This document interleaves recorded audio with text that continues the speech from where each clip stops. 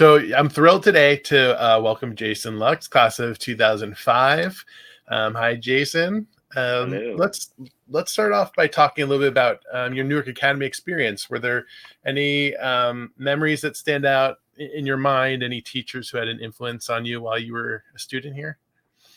So I just, to be honest, just very much remember the whole experience being very, just feeling very much like a second home. Growing up as a dancer, there was always like times, that unfortunately a lot of male dancers go through with bullying in like younger years in school. And I just remember from the moment I walked in and like when I was touring the school before I actually went to the school, I always felt like I could tell just that everyone was very welcoming and was going to accept what I did, and that held true the whole time. And I just felt always very accepted, and it was a great experience. In terms of teachers, Miss Lux I know is still there, who I met while I was there. Mhm. Who I love, Miss Lux, she's great, or Luxembourg, and I just always remember having a lot of awesome fun chats with Miss Galvin over the years as well. So, and yeah, but there were so many teachers, Mr. Motlin. There was a lot of people that I had great student teacher relationships with while I was there. And what grade did you start? As a freshman. Okay. Yeah, And my when my did younger sister was there from sixth grade through graduating. So yeah, we overlapped a little bit. right? And at what age did you start dancing? Ooh, I think it was 4 or 5. I'm Okay. the middle child of two sisters, so my older sister was dancing, and then I kind of, the usual story, like always was imitating what she was doing, and my parents kind of caught on to that, and then enrolled me in dance classes at a local dance studio. Cool. And then you danced at Newark Academy. Um, Yeah, I danced at Newark Academy. I don't think I danced there in the dance program the first year, I want to say, but I definitely mhm, did at least my last 3 years of the last 2 years. mhm. Yeah. And were you dancing outside of Newark Academy while you were here, or just? Yeah, I danced at a competitive dance studio. It was a pretty far drive from my house to Newark Academy, and then it was also a far drive from Newark Academy to the dance studio. The Mhm. dance studio, I went to two during the time I was at Newark Academy. I went to one that was in Pompton Plains and one that was in Little Falls. So they were both quite a drive, and then driving home. But Mhm. yeah, I was there pretty much every day outside of school. So. Hmm. And then after Newark Academy, you went on to NYU's Tisch School of the Arts, where you received a BFA in dance. Can you talk, about your time at NYU and sort of after NYU? What sort of experiences did you have following college? Yeah, so one of the main reasons why I wanted to go to NYU is that I started off with tap dance before everything else, and then Mhm. because NYU program is more of a conservatory where they focus on ballet and modern, I felt like that was important for me to kind of not finish out that you never stop learning, but in terms of continuing that part of my focus, and then the other thing that was appealing is that dance program is only a 3-year program. Like their two summer sessions basically kind of count as another semester. Right. So I had a great experience there. The thing that I love the most is that they have a ton of opportunities for student choreography, and I think that's where I was able to really develop my voice and kind of understanding of choreography that much more. Mhm. And like I said, the appeal also was that I could really get back out into the world of auditioning and performing faster because of the 3-year program. Right. And you really do it all. You're a performer, choreographer, educator. Um, That's what how I do think. you Yeah. juggle all the roles? Well, And is there I one was that you just. prefer to do?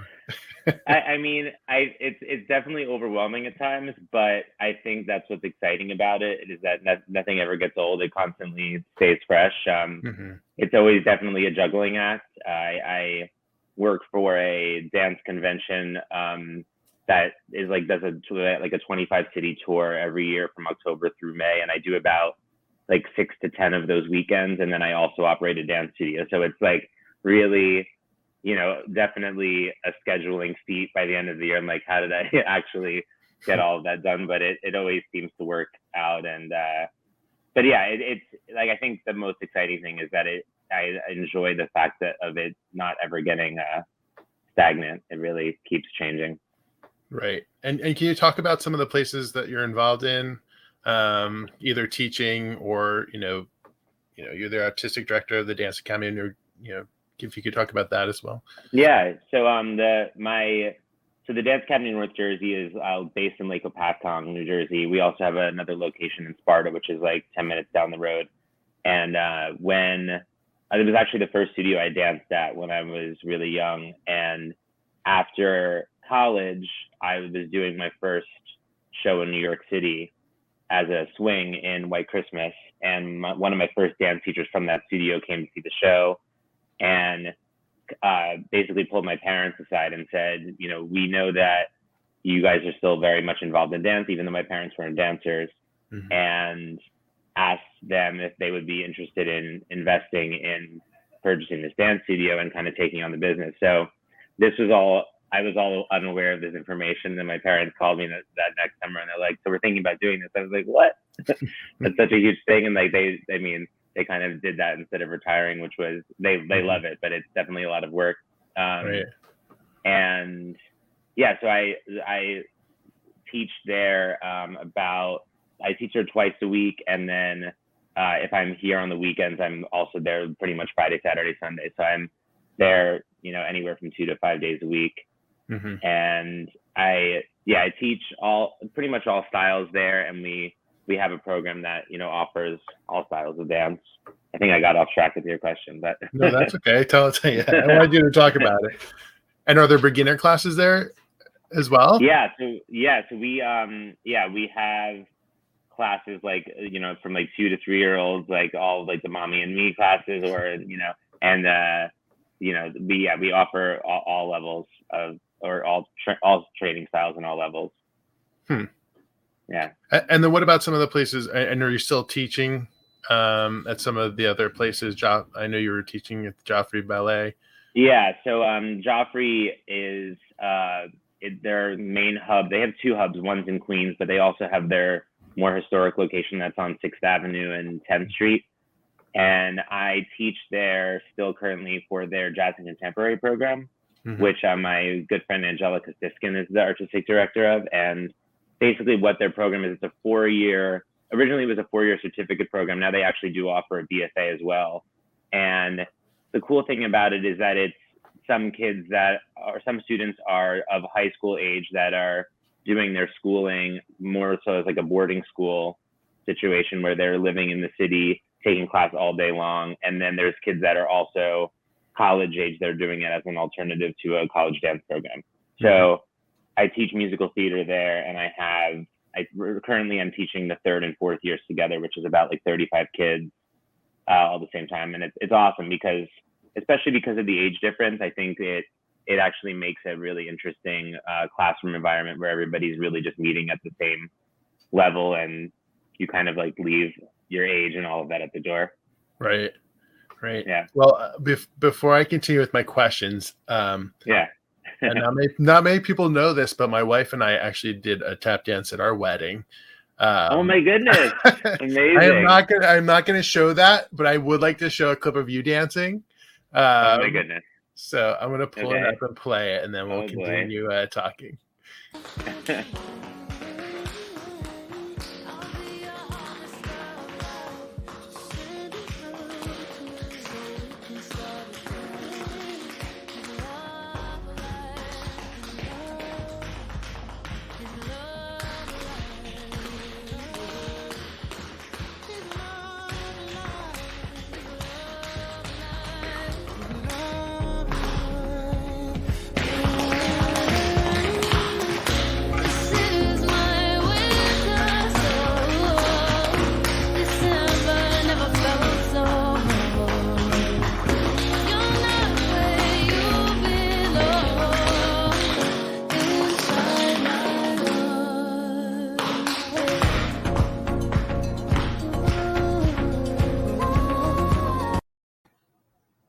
So good. Thanks. I could, I was actually just thinking, I was like, I'm glad I didn't wear the same shirt today in the interview that I'm wearing in that video.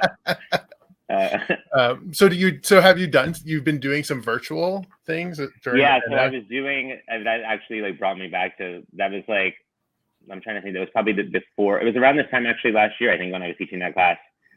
So yeah, they had the Steps on Broadway, which has been around for years. They're based in the Upper West Side. They started offering virtual classes. So basically the teachers were going into the space and they had a full virtual setup. So they were still teaching from the studio. And then they had a full like AV setup with everybody on Zoom, which is especially challenging with tap dance because of the sound. But Right. there were some fun moments of trial and error. I think I was one of the first people to be teaching the tap dance classes specifically. Mm-hmm. So they had, the small camera to kind of hook onto the big flat screen in the room, but they didn't think about it in the moment that, like, obviously for the students that are taking it home, it really needed to be more so on the feet. So there was one moment where I just had to hook it onto like a folding chair, and I turned around and it was like dangling on the ground, and everybody's like, we can't see. So, it was all of those things that I'm sure everybody went through and figuring out COVID Zoom life. But Right. yeah, so I taught those virtual classes for, I think it was about 5 to 6 weeks, which was really awesome because I was able to, there were some kids from Australia, some kids from Mexico, and all ages too. It was really fun to kind of connect with people in that way. That's great. So cool. And I know I've seen you over the years everywhere. I feel like there's Saturday Night Live. I saw Falsettos on Broadway, and then I saw Stephanie J. Block was mentioning you a lot. So yeah. And you've performed on many stages, including at the Kennedy Center for presidents. Can you talk about some of the more memorable experiences you've had? So actually, I was thinking about this before the interview. When I did this was right after Obama was inaugurated. They were doing a celebration for Ted Kennedy's birthday because he was really sick at that point. I think they kind of knew that he was going to unfortunately pass soon. So they basically put together this incredible evening of all of his favorite things in the arts. He was known to go to Kennedy Center a lot and see many different productions. So like John Williams conducted, Bernadette Peters was there. So then one of the things is they had Randy Skinner, who choreographed a couple of shows that I had done in the past. He did the opening and the closing of the night, and we did two tap routines, and they were like classic musical theater tap numbers. But it was all very last minute, and we went down there quick. We had our tech rehearsal, and then the day of, they told us that we were able to get a comp, and I actually reconnected in that moment with one of the girls in my year, Melissa Mandelbaum, and she was able to get there and see the show, and she's actually the only reason I think why I have like the photo and the video of Obama going down the line and like shaking all of our hands, because she was like, oh my God, and like whipped out of her phone and got the picture of it. So that was an awesome experience, and that was like, we didn't know in that moment if he was going to show up or not. They gave us word that he might be, and yeah, so those opportunities are so awesome, especially at the Kennedy Center. It's just like such a special place, and yeah, you're like looking out, and like he was up in the box. We were able to meet Ted Kennedy like very briefly, and yeah, so all of those experiences are just, but yeah, really super special. Yeah, and recently you were involved in a movie that is coming out. Can you talk a little about that? It's just it's just a little film, It's just a little film. Yeah. So yeah, I was like, right before the show, I was like, okay, how much could I talk about it? Because like we were technically like on an NDA, but right. but during all of it, like Ryan specifically, because he's active on social media, was posting a lot about it. So I think that kind of opened the floodgates where we're able to talk a little bit about the film. But basically, like around this time last year, I was doing my regular teaching schedule, and another woman that I teach with on that same New York City Dance Alliance convention, she was hired as the choreographer of this film, which was like incredible. She does all of the choreography for James Corden's show and has her own tap company. Her name is Chloe Arnold. She's incredible, and she has this group called the Syncopated Ladies, they're actually touring right now with their show. anyway, so she was booked on the film. Her manager reached out to me and asked about, or told me that she was booked on this movie, that it's shooting for 6 months in Boston. Would you be interested in being a part of this? And also, there are a lot of the leads need dance training and vocal training before the movie. And because you're based in New York, we thought you'd be the perfect person to work with Ryan Reynolds. And I was like, oh, okay, great. I was like, awesome. So like, what else can you say to that? You're like, okay, sure. So yeah, I kind of just went from there. Obviously had to do a lot of navigating within restructuring the studio and finding replacements for me during that time, teaching wise. And then went pretty much straight into working with Ryan about 4 days a week in New York City. And then I started in Boston, I think it was mid-May. And then we rehearsed and then shot the movie all the way through the middle of October. So it was such an amazing experience. I mean, there's like not enough I could say about it. I had done TV projects before and theater, but I had never worked on like a proper film. So especially with the length of the contract, it was like just a masterclass in like being a fly on the wall in every sense of the word, just to learn as much as possible. And right. yeah, and working with Ryan and Will was also just like insane. Yeah. They had never worked together either, so seeing their dynamic like and their relationship develop along the way was also super special. And yeah, it's definitely something I'll never forget for sure. Very cool. Well, I can't wait to see it. It looks like a great movie, and I'm sure the music is also good. Yeah, and there's all kinds of tap dancing in it, so like that's hopefully something that will encourage the continuous flow of new aspiring tap dancers to want to join in the community. Yeah, definitely. What would you say to someone who's thinking about starting to take tap lessons?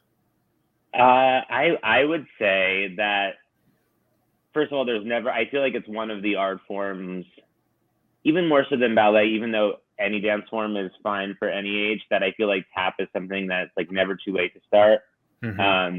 It's definitely challenging. However, I think I always loved math growing up, and I always find it's like almost kind of you're always solving a puzzle of like the timing and how, I mean, obviously the technique of it, but I just think it's just really fun. I think it like, especially if you just think about just the innocence of like a little kid putting on tap shoes with like just the metal, and they're like, what are all these sounds, this instrument that you have on your feet? I think it's just a really exciting thing. And that was like with the movie, Ryan and Will were like tap dancing for the first time, and just even to see their joy, like, was just a perfect example of like, hopefully why nobody should be discouraged from hopping into. What did you guys dance to at your wedding? What did you tap dance to? Love. L is for the way, Yeah, it's amazing. Yeah, love it. So we took some lessons and did our best, and it was fun.